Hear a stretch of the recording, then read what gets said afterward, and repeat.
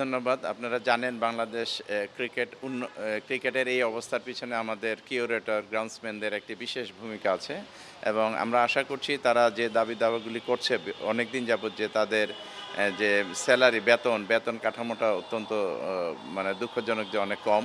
তো আমরা ইনশাআল্লাহ আমরা খতিয়ে দেখব জিনিসগুলি যে আসলে যদি কম হয়ে থাকে তাহলে তাদের এই বেতন কাঠামোটা একটু বিবেচনার জন্য আমরা উদ্যোগ গ্রহণ আমি বিশেষ করে আমি উদ্যোগ গ্রহণ করব এবং কিউরেটর, গ্রাউন্ডসম্যান তাদের যে কার্যক্ষমতা বাড়ানোর জন্য এবং তাদেরকে যদি আরও উন্নত প্রশিক্ষণের ব্যবস্থা করারও মানে উদ্যোগ গ্রহণ করব ইনশাআল্লাহ।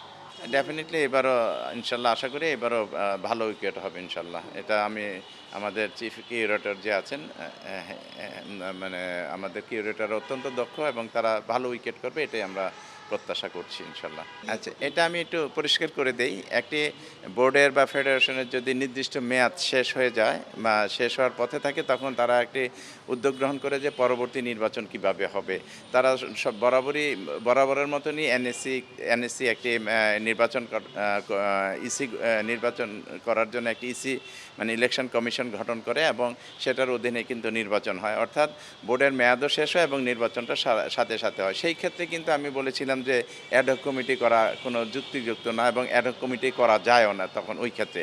কিন্তু যদি কোনো বোর্ডের মেয়াদ হয়তো ৬ মাস, ১ বছর, ২ বছর হয়েছে ৪ বছরের জায়গায়, সেক্ষেত্রে কোনো কারণে অনিয়মের জন্য, দুর্নীতির কারণে বা বিভিন্ন কারণে যদি এটা ভেঙে যায় তখন তো অ্যাডহক কমিটি ছাড়া কোনো গত্যন্তর নেই। অ্যাডহক কমিটি করতে হবে অথবা উপদেষ্টা কমিটি যে ফরম্যাটেই করুক না কেন সেটা করতে হবে এবং সেটার ইয়েতেই কিন্তু আমরা আছি।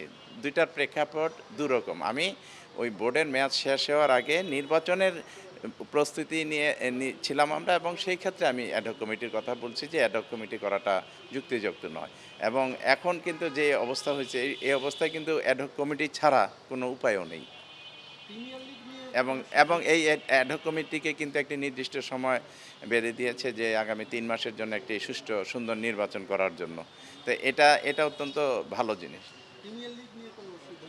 হ্যাঁ, প্রিমিয়ার লিগ ইনশাল্লাহ আমরা আয়োজন করব। প্রিমিয়ার লিগ এবং থার্ড ডিভিশন লিগ এটা আপনারা জানেন, এটা মিডিয়াতেও এসছে। আমরা ইনশাল্লাহ আলহামদুলিল্লাহ আমরা উদ্যোগ গ্রহণ করব বোর্ডের তরফ থেকে। এটা সবাই একমত যে প্রিমিয়ার লিগে অংশগ্রহণ করবে সব ক্লাবগুলি। আমাদের কাছে এই ধরনের কোনো ইয়ে নেই, তবে আমরা আশা করছি সবাই ওই দিন 10টি ক্লাব ছিল আর 2জন রাস্তায় ছিল, জ্যামে আটকিয়েছিল, তারা আসতে পারেনি, তবে তারা বলেছে যে আমরাও অংশগ্রহণ করব। ধন্যবাদ।